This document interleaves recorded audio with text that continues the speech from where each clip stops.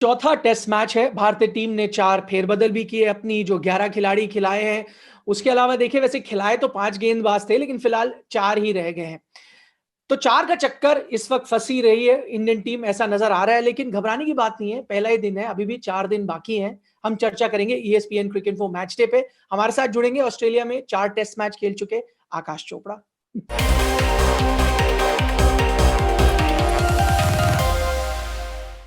तो आकाश, 5 पॉइंट्स पे हम नजर डाल रहे हैं, सीधे पहले पॉइंट पे आ गलत जाते हैं। गलत गलत, हमने सोचा था 4 पे चर्चा करेंगे, आपने 5 पूछ लिया। ये तो आपकी शुरुआत ही गलत हो गई, सॉरी। नहीं, वो इसलिए क्योंकि क्योंकि मैं भारतीय टीम का थोड़ा समर्थक हूं ना, तो उन्होंने 5 गेंदबाज खिलाए, तो मैंने सुना 5 पॉइंट्स हम चुन लेते हैं। चलिए, ठीक है जी। पहला पॉइंट ये है कि नटराजन के 2 विकेट ने बचा दिया भारतीय टीम को। एक समय तो ऐसा लग रहा था कि लाबुशेन और वेड जो है वो मैच लेकर उड़ जाएंगे। Against the run of play आ गई वो 2 विकेट। दोबारा जीने का मौका दिया है, दोबारा थोड़ा सा हौसला दिया है, क्योंकि अगर वहां विकेट नहीं गिरते, क्योंकि अगर आप एक एक छोटी सी विंडो होती है निखिल, जब आप शतक के पास पहुंचते हैं, शतक के पार पहुंचते हैं ना, तो एक छोटी सी विंडो होती है जहां पे कई बार वो धैर्य आदमी खो देता है, थोड़ा सा कंसंट्रेशन लैप्स होता है, क्योंकि खुशी बहुत होती है। तो ऐसे में आपका विकेट गिर सकता है, और अगर वो दोबारा आप वहां पर अपने आप को रियलाइन कर लें और वर्तमान में आ जाए, तो फिर वो शतक नहीं, वो बहुत बड़ा शतक बनता है, और ये खिलाड़ी यहाँ पे बनाता है। महत्वपूर्ण विकेट वो भी था, और महत्वपूर्ण विकेट तो मैथ्यू वेड का भी था, क्योंकि वो भी अच्छे लग रहे थे, लग रहा था 70 80 100 तक वो भी पहुंचेंगे। तो बड़े अच्छे समय पर 2 विकेट्स मिले हैं, पर क्या मैच में बहुत पूरी तरह से वापसी हो गई है? मैं कहूंगा वो ये सिर्फ जीने का भी दोबारा मौका दिया है, लेकिन अभी भी कठिनाइयां बराबर है, क्योंकि उन 2 के बाद ना 2 और विकेट आज शाम को आई नहीं। उन विकेट्स के बारे में भी हम बात करेंगे। फिलहाल एक सवाल आपसे ये है कि क्या मानस लाबुशेन को लॉटरी का टिकट खरीद लेना चाहिए जल्द से जल्द? आप जानते हैं किस संदर्भ में मैं बात कर रहा हूं। वो हमारा दूसरा पॉइंट भी है कि ड्रॉप कैचों का लाबुशेन ने पूरा फायदा उठाया। हाँ, बिल्कुल ले लेना चाहिए, क्योंकि वैसे देखे तो ये पूरा श्रृंखला उनकी है, ये इनके नाम लिख दीजिए, श्रृंखला मार्नस लाबुशेन। और पिछले साल पिछली श्रृंखला जब हुई थी भारत और ऑस्ट्रेलिया की, वो सिर्फ एक मैच खेले थे, और बड़ी उनकी क्रिटिसिज्म हुआ था उस समय में कि देखिए फर्स्ट क्लास में 30 की एवरेज है, और इनको बताओ ऑस्ट्रेलिया में नंबर 3 कोई खिला सकता है क्या? कितना बुरा समय आ गया ऑस्ट्रेलिया का, ये चर्चा थी जो फॉर्मर ऑस्ट्रेलियन क्रिकेटर्स थे उनके बीच में, ऑस्ट्रेलियन मीडिया में। अब 2 साल के बाद कहानी बदल चुकी है, सबसे ज्यादा रन इन्होंने बनाए हैं, इनके इर्द गिर्द कोई आएगा नहीं। स्टीव स्मिथ को ये फॉलो करते हैं, पर स्टीव स्मिथ से बहुत आगे भाग गए हैं। अच्छी बात इनके दृष्टिकोण से है कि कैचेस इनके पहली बार नहीं छूटे निखिल, हमने तो बहुत कैच छोड़े हैं। अगर आप वो पहले टेस्ट से देखना शुरू करें, एडिलेड में मुझे वो 3 याद आते हैं, उसमें एक बुमराह ने, एक पृथ्वी शॉ ने, एक और शायद साहा से भी कैच छूटा था, और वो सिलसिला चलता ही रहा, कैचेस हम छोड़ते ही रहे हैं। तो फिर कैचेस छोड़ते रहिए, तो अच्छा खिलाड़ी तो उसका आपको खामियाजा भुगतने के लिए मजबूर करेगा ही। पिछले टेस्ट को देखकर आकाश ये लगा था कि शायद ये जो बीमारी है कैच ड्रॉप करने की भारतीय टीम से, उससे थोड़ी निजात मिल गई है, क्योंकि ऑस्ट्रेलिया ज्यादा कर रहा था ड्रॉप, लेकिन वापस वो आ गया। क्योंकि आज 3, कई लोग 2.5 कहेंगे, पुजारा का थोड़ा टफ था, लेकिन 3 तो ड्रॉप आप कह सकते हो, 2.5 तो कह सकते हो, क्योंकि ग्रीन का भी एक आसान कैच यहाँ पर ड्रॉप हो गया। कैचेस भाई क्लीशे है, लेकिन क्लीशे बनते ही तब हैं कि वो जो कहते हैं ना कि बहुत अरसे तक एक चीज होती रहती है, तो फिर वो धारणा बन जाती है। धारणा ये है, कैचेस पकड़ो तो मैच पकड़ो। अगर आप कैचेस छोड़ोगे तो फिर आप मैच कैसे पकड़ोगे? और अच्छे खिलाड़ियों का कैच छोड़ना, एक महत्वपूर्ण समय पर कैच छोड़ना, क्योंकि कैच छोड़ने का भी एक एक समय रहता है कि अगर आपने कैच छोड़ा, उस समय मोमेंटम क्या था, 15 20 रन बन चुके हैं, दूसरे खिलाड़ी का आपने पकड़ भी लिया तो कोई फर्क नहीं पड़ता, बहुत सारे वो जो मोमेंटम है वो चेंज होता रहता है। तो कैचेस क्यों छूट रहे हैं निखिल, इस बात का जवाब तो मेरे पास भी नहीं है, मुझे नहीं लगता कि भारतीय फील्डिंग कोच के पास भी है। पर white ball cricket, pink ball cricket, red ball cricket, हमने तो हर रंग की गेंद से कैचेस छोड़े हैं, और कैचेस छोड़ेंगे तो फिर पछताना पड़ेगा भैया। बीसीसीआई के गलियारों से ऐसी खबरें भी आ रही हैं कि शायद फील्डिंग कोच अब नया तलाश रहे हो बीसीसीआई। बहरहाल वो अलग खबर है, उस पर हम नजर बनाए रखेंगे। तीसरे पॉइंट का हम इस वक्त रुक कर रहे हैं, वो है जिसके बारे में आपने चर्चा भी की कि थोड़ा सा मौका जरूर दिया, लेकिन फिर ग्रीन और पेन की जो पार्टनरशिप ने, उसने ऑस्ट्रेलिया को आगे रखा हुआ है। ज्यादातर जो फैंस है ना आकाश, वो देख रहे होंगे, क्योंकि ब्रिस्बेन की पिच को हमेशा खतरनाक और पता नहीं क्या क्या कहा जाता था, वैसी तो नहीं नजर आ रही बल्लेबाजी के लिए। हाँ, वैसी नजर नहीं आ रही है, पर उसी के अगर कहना वो कंपैरिजन में, वो तुलनात्मक दृष्टिकोण से अगर आप देखें, तो कहेंगे कि वो जो ऑस्ट्रेलिया की बैटिंग हुआ करती थी, जो इंडिया की बैटिंग हुआ करती, वैसी बैटिंग भी तो नहीं हो रही है ना। कि ये पिच में उतनी ताकत है, दम है, कि अगर आप अच्छा खेलेंगे तो आप रन बनाएंगे, बहुत ज्यादा गेंदबाजों के लिए मदद नहीं है, पर अगर आप खराब शॉट खेलने के तरफ थोड़े से आप बने रहेंगे और लगाते रहेंगे, तो फिर आउट भी हो जाएंगे। एकदम ये सपाट पिच नहीं है, ब्रिस्बेन की वो पुरानी वाली पिच नहीं है, पर इतनी अभी भी उसमें मदद है कि ठीक जगह पर लगातार गेंदबाजी कीजिए, पिच आपको निराश नहीं करेगी, एजेस अभी भी स्लिप तक कैरी करेंगे, एजेस लगे हैं जो सिडनी में लग भी नहीं रहे थे। और अभी आप देखिएगा कि जब मिचेल स्टार्क, जॉश हेजलवुड और पैट कमिंस इसी पिच पर जब गेंदबाजी करेंगे, 1 डेढ़ दिन पुरानी हो चुकी होगी पिच, लेकिन आपको उनकी धार थोड़ी सी शायद अलग नजर आएगी। चौथा पॉइंट हमारा ये है कि चोटिल हो गए, सैनी 5 गेंदबाज खिलाए, 1 चोटिल हो गए, करीब 7.5 ओवर उन्होंने आज डाले। खराब फील्डिंग से भी भारतीय टीम की मुश्किलें बढ़ी हैं। फील्डिंग पे तो हमने चर्चा की, इसलिए मैं सैनी पर आऊंगा आकाश यहाँ पर। फिलहाल जैसे जो लेटेस्ट अपडेट बीसीसीआई से ये है कि अब वो स्कैन के लिए गए हुए हैं। जब वो स्कैन के लिए गए, क्या भारतीय फैन को ये मान लेना चाहिए कि पहली पारी में तो शायद नहीं दिखेंगे अब गेंदबाजी करना, और क्या दूसरी पारी से थोड़ी उम्मीद हो सकती है कि कुछ ट्रैप फ्रैप करके शायद आ सके?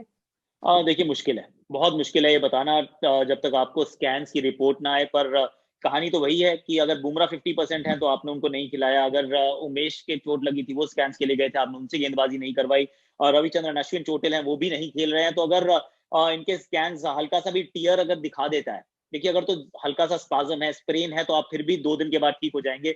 लेकिन अगर वो मांसपेशियां फट गई हैं, खिंची नहीं है, अगर फट गई हैं तो फिर आप कहाँ से उनको वापस खिला पाएंगे। और बहुत लंबा सीजन है, जैसे सबके लिए है वैसे उनके लिए भी है।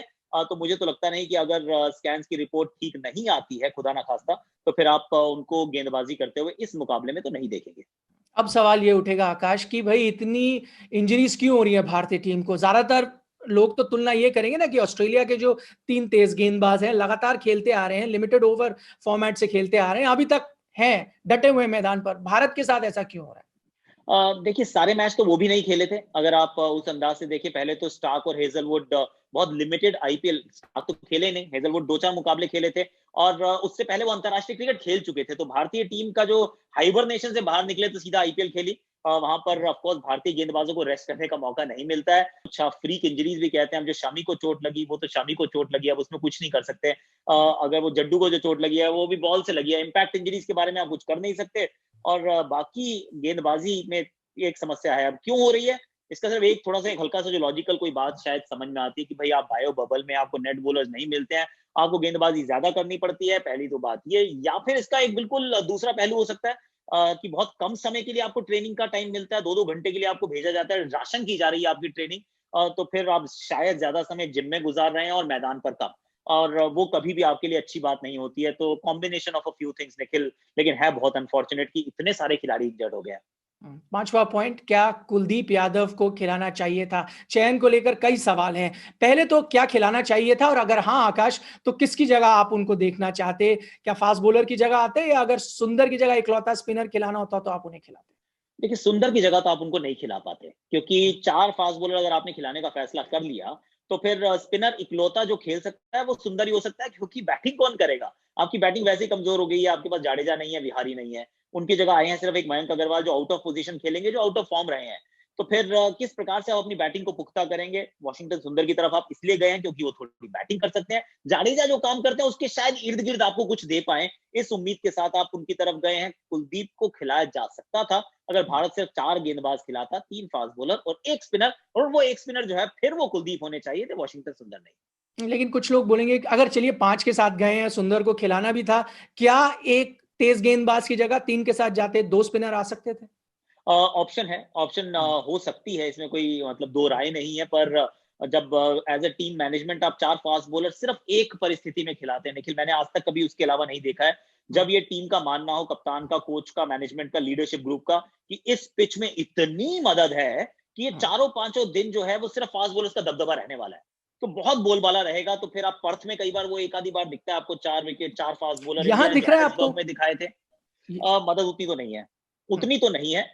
तो फिर एक डिफेंस उनका सिर्फ ये हो सकता है कि क्योंकि इनएक्सपीरियंस बॉलिंग अटैक बहुत ज्यादा था फास्ट बॉलिंग की अगर हम बात करें, तो उन्होंने कहा चलो एक शायद थोड़ा सा बैकअप की जरूरत पड़ेगी, कि कंट्रोल बिल्कुल नहीं आ पाएगा अगर किसी भी एक खिलाड़ी का, 2-2 डेब्यूटेंट्स हैं, 2 खिलाड़ी 2-2 मैच ही खेले हैं, अगर इनमें से किसी का दिन खराब रहा तो फिर किसकी तरफ जाएंगे? जैसे शार्दुल का आज खराब रहा और नवदीप सैनी इंजर्ड हो गया, तो फिर अभी भी आपके पास फास्ट बॉलर मौजूद है, वरना तो पहले दिन ही आप मुकाबला हार जाते। कुलदीप के संदर्भ में एक आखिरी सवाल लूंगा उनके करियर को देखते हुए, क्योंकि अलग-अलग कप्तान, कई बार होता है ना, एक कप्तान को एक गेंदबाज शायद थोड़ा पसंद नहीं आता है, रास नहीं आता।